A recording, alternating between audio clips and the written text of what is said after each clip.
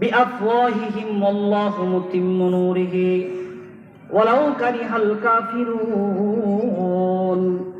আল্লাহর জ্বালানো প্রদীপকে যে নিভাইতে চায় ফু দিয়া, তার মুখ পুরে ছারখার হয়ে যাবে, তার ধ্বংস অনিবার্য। কথা বলেন ঠিক কিনা?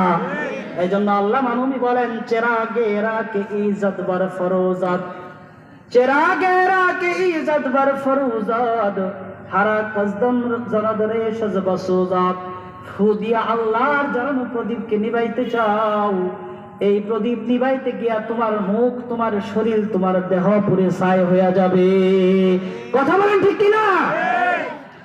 আমরা আসছিল কাবা ধ্বংস করার জন্য, নিস্তে নাবুদ হইয়া কাবা থেকে ধ্বংস হইয়া যাওয়ার সুযোগ হয় নাই, শরীর পয়সা গেছিল। এই জন্য আল্লাহ তাআলা এই নিরাপদ নগরীর কসম খেয়ে, 3 কসম খেয়ে